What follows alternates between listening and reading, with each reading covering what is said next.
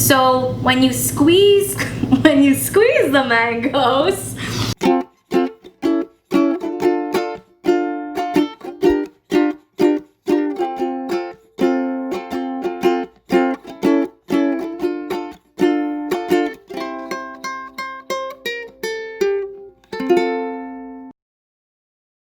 welcome back to the Silly Kitchen. Today I'm excited to show you my recipe version of mango salsa.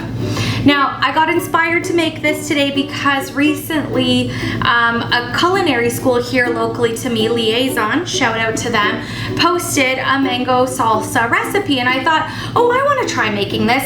And of course, I'm going to put my own spin on it and do it a little bit differently because that's what I do. And I didn't have all the ingredients or couldn't find all the ingredients anyway, but I've tested this recipe. I love it. It is very versatile, and who doesn't love a little sweetness in their life? So the first thing you need to do is get yourself 2 mangoes, and you don't want them to be too ripe. So when you squeeze the mangoes, they should be a little bit squishy, but not like you're going all the way in. So if they're super hard, they're not ready yet, but you can buy them and wait a day or 2 until they do ripen. Or if you're buying them to make today, then just give them a little squish and they should be squish, and they should be good. So you are going to dice up your mangoes. Peel the mangoes first. The skin on a mango is not quite palatable, so you want to get rid of that. And they are kind of slippery little suckers, so when you do peel them, cut 1 slice off and then lay it flat so that you have a straight edge to cut on, and do your slices off the mango that way until you hit the pit. Kind of try to trim around with your knife as best as you can, just to get consistent-ish dices on your mango. The other ingredients that you need for this recipe as we start building this, so I'm going to put all of my 2 mangoes that are all nicely diced in a bowl here, just so that we have a way to mix all the flavors together. Okay, come on little guys, let's get in there. Okay, mango is in the bowl.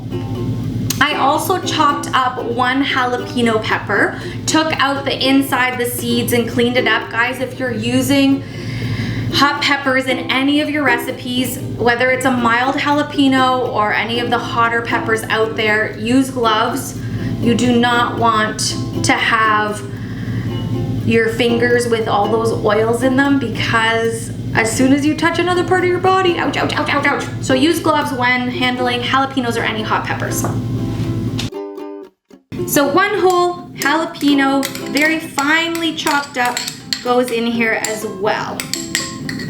The next piece that we're gonna add in is finely diced red onion. Super easy so far, right? And I did all the chopping before I turned the camera on, so you don't have to watch me chop. Give it a little mix just so that all of these 3 little ingredients get to know each other in the bowl. Why does that happen to me? Did you guys see that go flying? Just pretend that didn't happen. In the bowl, we have all of those ingredients ready. Now, the recipe that I got inspired by called for coriander in this. Now, not only could I not find coriander, but I actually haven't cooked with it before. So, curly parsley it is today. I'm just gonna kind of hold it and bunch it because I want to roughly give it a quick little chop. And I don't want the stems in there, I just want the leaves, so the rest of the bottoms I'm not gonna use. And like super rough chop just to get little bits and pieces, and it goes in there as well. Watch your fingers on your knife. Okay, so that's in there, and I don't know, I have a stirring obsession. I just have to stir every time I add an ingredient in. Now, the one thing that I feel like I might be missing here is some red pepper. Or if you didn't use jalapeno, you can use chili peppers because I really wanted that red color in the mango, but I don't have a red pepper. So I don't care. It's not gonna, a red pepper isn't gonna add like a huge amount of flavor. I just like the visual of the yellow, the green, the purple on the onion, and then a little bit of red. Anyway, I'm rolling a lime here because the next ingredient is 1 lime that we're gonna squeeze in. And because I'm super fancy, I like to use a fork to just poke into the lime, and that way, look at all that juice that's gonna start coming out. I don't need fancy tools. I mean, use them if you got them, but I don't have one of these juicy things, so I'm just going to use my fork. And you want to use a whole lime. You want all the juices here. And guys, I told you this was gonna be an easy one, but that is all you need for mango salsa. Well, Sylvia, what the hell are you gonna eat this mango salsa with? Well, let me tell you. There are so many options here. The most obvious ones that came to my mind right away is anything spicy. So if you're doing a blackened fish or like Cajun shrimp tacos, this would pair so well because of the contrast of the sweet to the spicy. A beautiful contrast all in one. The other thing that inspired me to make this is that it's barbecue season. I know you guys are firing up those grills in this beautiful weather that we're having here. I hope wherever you are, you're also having good weather. But a beautiful pork chop, put a little bit of mango salsa on top of that. Oh, it's so good. Rotisserie chicken. If you're doing like a Cajun or a spicy chicken too, a grilled chicken breast, put some mango salsa on top of that, and it's such a beautiful combination. The other thing that I've done, if I've gone 2-3 days and I need to eat the rest of it, use it as a salad topper.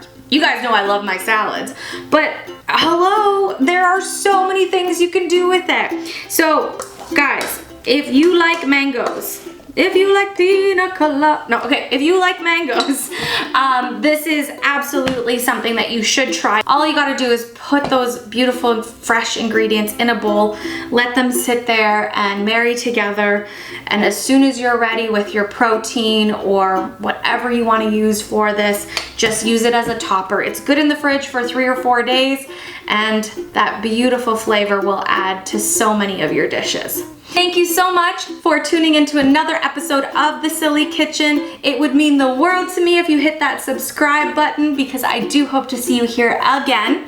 And thank you till next time. I better try this.